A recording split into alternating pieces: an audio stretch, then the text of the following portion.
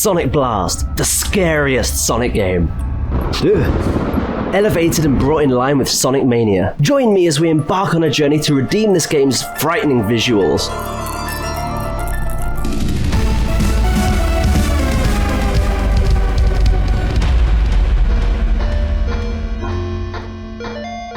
Boo! Boo 2! Haha! Boo 3!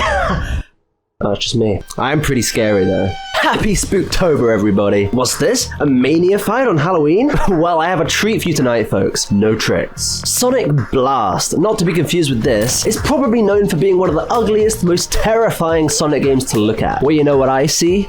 A challenge. I'm gonna elevate this cursed game up from an 8-bit garbled horror, past 16-bit, to a masterpiece that can stand proudly alongside Sonic Mania. And what better time to remove the horror from a game than Halloween? So,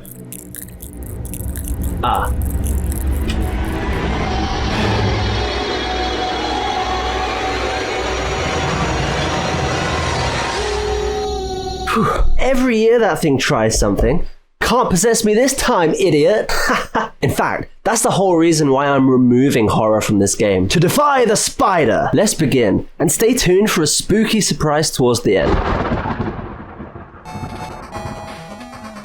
Guys, when I say Sonic Blast is scary, I mean it. These sprites would give even the most seasoned sprite artist a panic attack. You could place 15 pigeons in a room with an old Windows 95 desktop, no mouse, and still come out with more polished Sonic sprites.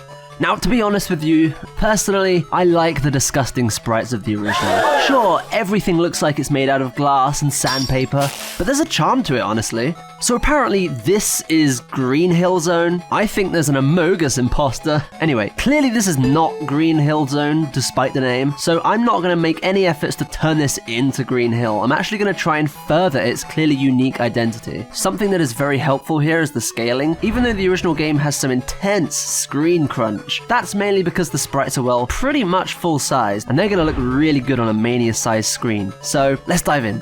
So in this video, we're going to be tackling 4 different elements. We're going to be tackling the foreground, the background, Sonic himself, and a few different objects. Obviously, the main thing that stands out to me about the foreground is the perspective of it all. And we're going to keep that. We're going to run with it. In fact, we're going to make it look better. I imagine this at the top here being like a little dirt path. So I'm adding a few blades of grass that stick through. These rock, dirt, disgusting tiles, I don't know what they are. We're going to give those a huge overhaul in a minute. The trees look really flat, so I'm still planning on what I'm going to do with those. I've decided I want to dramatically overhaul the shading, so I'm going to make these grass blades shiny and try and really show the layering of them. As you can tell from what I'm doing to this flower, I'm not really changing anything. I'm just taking what there is already here and making it look better, making it look like it maybe should have if it had some attention put on it. To the tree, I'm pretty much doing what I did to the grass. I actually gave the tree some lighting and I'm giving it some highlights. The log bridge is pretty much the same size as you'd expect in any other Sonic game, just with the perspective. All I'm doing is making it look more like a log. So Sonic Blast has a very clear lighting direction, which is from the left. So any slope that points away from it, I'm going to darken, and any slope that points towards it, I'm going to brighten.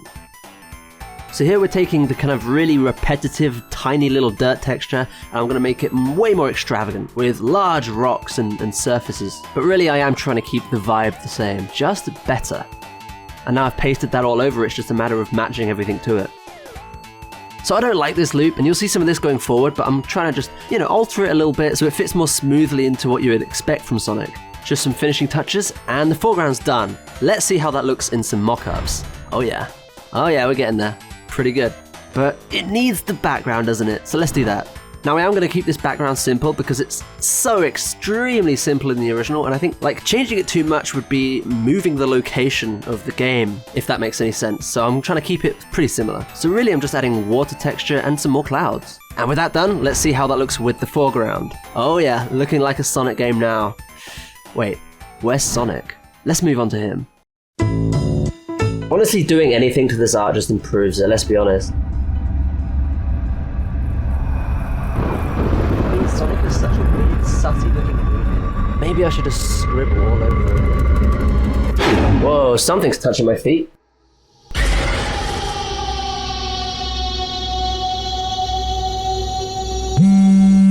Whoa! Whew. Close call.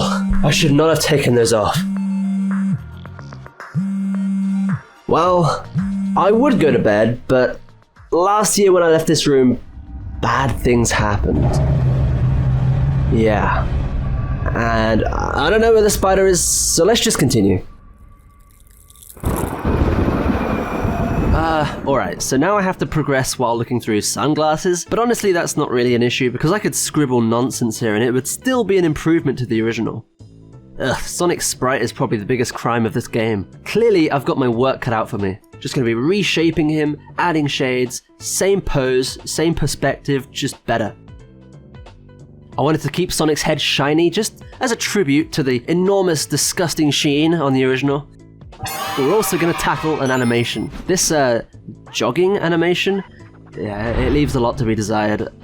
Not only do I have to apply the new style that I created to this, I also have to basically remake the entire animation on top of it. So, again, I've got my work cut out for me. For some reason, the original kind of looks like he's just like tippity-tapping his feet. He's sneaking along. I really wanted to extend his leg, so he's actually jogging. Yeah, it's becoming pretty blatant that I'm completely redrawing this thing. But it has the spirit of the original. And it has 2 extra frames as well. That arm is just a garbled mess. Yeah. I'm gonna have to remove it and completely add it back. Spending a lot of time here figuring out the leg motion, making sure it looks satisfying. Because Sonic's body isn't like turning side to side, it's a bit difficult to make this look dynamic. But don't worry, I will. Cracking out the onion skin, I probably should have done that to begin with, but shush. Sonic's legs looked a bit too long, so I have to straighten those out. Make him a bit smaller. He's not that much of a noodle. And here I am removing the arm so I can add it back in more consistently. Adding spike motion will help make this seem a little bit more dynamic and expressive, especially when Sonic's head isn't turning at all. And here I'm just adding the arm back with a little bounce to it. And Sonic himself, I've given a bit of forward bounce to his motion, which isn't something that Sonic games normally have, but it seemed to work well here. And let's check it out. Beautiful. Beautiful. Let's plug that into our mock-ups. Yes. You know what we need though? We need some objects, don't we? We need some items. Let's get it. Starting with the item monitor. Okay, this thing was a bit too small compared to Sonic, so I'm going to bring up its proportions and just generally updating the item icons so they look a little better. One thing Sonic Blast was missing was a broken item monitor. They kind of just disappeared. Disgusting. Okay, here we go. Broken item monitor in perspective. Alright, and now let's add a spring. Springs didn't really play a big part in Sonic Blast, but they were there, and they looked like this, and they were small and horrible. Let's give Sonic Blast a proper spring experience. So I'm starting by scaling up the original, and then I'm going to be adding shading onto it. And we're adding an uncoiled version too, and then you'll see why in a second. Oh yeah, we're not done with the animation yet. 2 animations this video. And let's check that one out. Satisfying. What next? Maybe something that doesn't exist in Sonic Blast. A checkpoint, okay? We got these item monitors with an arrow on them. As a kid, I didn't even know what these were. I thought they'd make me fall through the ground. So here I'm just going to take Sonic Mania's checkpoint, alter it a bit, change the lighting direction, give it perspective, and yeah, that's about that.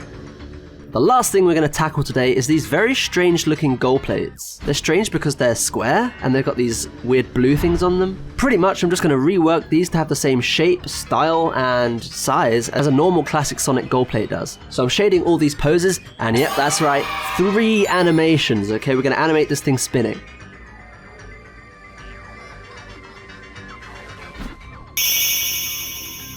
And now let's update Sonic and Robotnik. This Robotnik looks devious, kind of bug-like. Haha, you thought that was it? No, we're doing spikes as well, okay? Spikes in perspective. Sonic Blast didn't really have like general spikes, but I thought it'd be nice. And that's basically it. Let's plug all of that into our mock-ups. Oh yeah. Oh yeah. Yeah. These mock-ups will be available in the description. I'll be posting them on Twitter. Now, normally on Maniafied, I'd be done at this point, but oh okay, I can hear you hungry people from across the screen. It's Spooktober. I'll throw you a Halloween bone and spookify this art right now. Now of course the easiest way to make Sonic Blast scary is just to kind of undo all the work I just did, but no, we're not going to do that. Every good spooky scene starts with a discolored sky. Gonna make those clouds dark. And now I'm going to adjust all the shading to match this new lighting.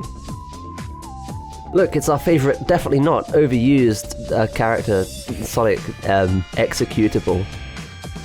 Yeah, I put eyeballs in a flower, so what? I'm turning these leaves into spikes. And here I'm adding webs and a spider in tribute to our friend who's probably away crying right now from failure. Anyway, this spider isn't a badnik or anything, it's just a legit living, breathing creature. Another touch I thought I'd give is giving everything a kind of rim light from the background. You thought I was done with the sky? No, there's this thing called the moon, which I think would be great. Yep, that's some real life bats. And a finishing touch, a shrieking face in the ground. Every spooky game needs that. And there you have it, my friends. Spookified Sonic Blast. There! Now you can't complain that this wasn't actually a Halloween episode. See? I can maniafy and spookify anything. I mean, I still think the original was scarier though, to be honest. Please let me know what you want me to maniafy next in the comments. Maybe Sonic Advance? Sonic... Alright. Guess it's time to see what's out there.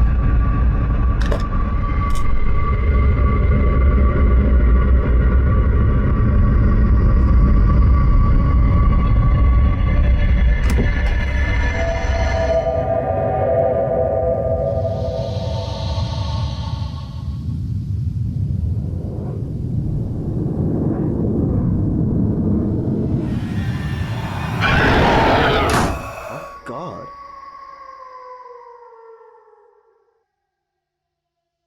Happy Halloween, guys!